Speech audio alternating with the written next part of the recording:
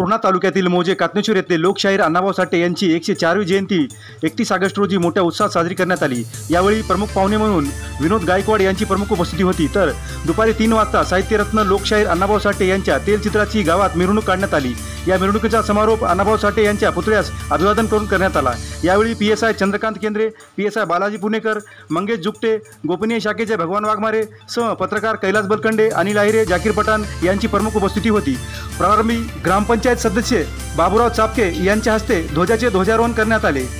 तर या कार्यक्रमासाठी जयंती मंडळाचे अध्यक्ष चंद्रकांत चव्हाण, विजय चव्हाण, साईनाथ गायकवाड, ज्ञानेश्वर नितनवरे, शिवाजी चव्हाण, सुनील गायकवाड, दासाराव चव्हाण, राजू जमदाडे, जितेंद्र पुंडगे, सुनील चव्हाण, बाबूराव चव्हाण, बेलाजी लोंढे, ईश्वर लोंढे, चंद्रकांत चव्हाण, विठ्ठल चव्हाण, नागनाथ चव्हाण, विकास चव्हाण, मुकेश चव्हाण, पिराजी चव्हाण, अमोल चव्हाण, कृष्णा चव्हाण, गजानन गायकवाड, अनिल चव्हाण, दीपक नितनवरे, दर्शन वाणी आदींनी परिश्रम घेतले। या जयंतीसाठी तालुक्यातील समाज बांधवांनी मोठ्या संख्येने आपली हजेरी लावली होती। तर यावेळी पूर्णा पोलिसांनी चोख बंदोबस्त ठेवला होता।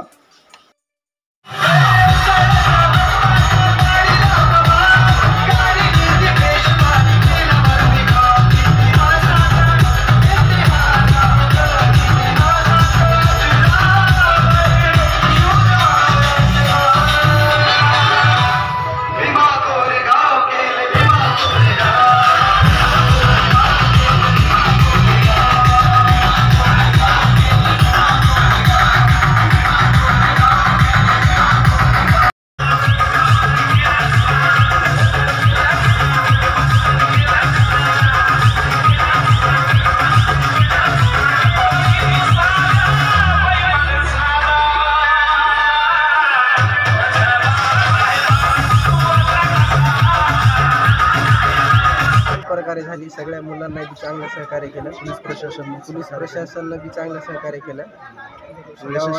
गावातल्या लोकांना बी चांगलं सहकार्य यशस्वीरित्या पूर्ण झालं।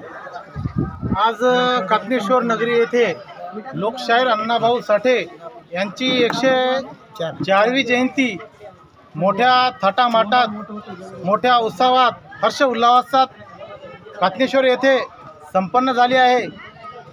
तसेच सगळे कातनेश्वर येथील सगळे नागरिक बांधव भगिनी यांनी मोठ्या उत्साहात मिरवणुकीमध्ये साजरी होऊन मिरवणुकीमध्ये येऊन सगळ्यांनी मिरवणूक मोठ्या हर्ष उल्हासामध्ये साजरी केली आहे।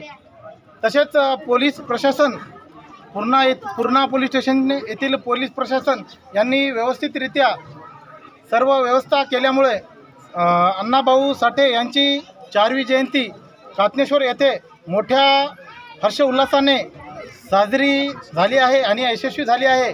तसेच जयंती मंडळाचे अध्यक्ष चंद्रकांत चव्हाण यांनी खूप अधिक परिश्रम घेतल्यामुळे त्यांना हार्दिक शुभेच्छा आणि सर्व गावकऱ्यांचे आभार मानतो। आणि अण्णाभाऊ साठे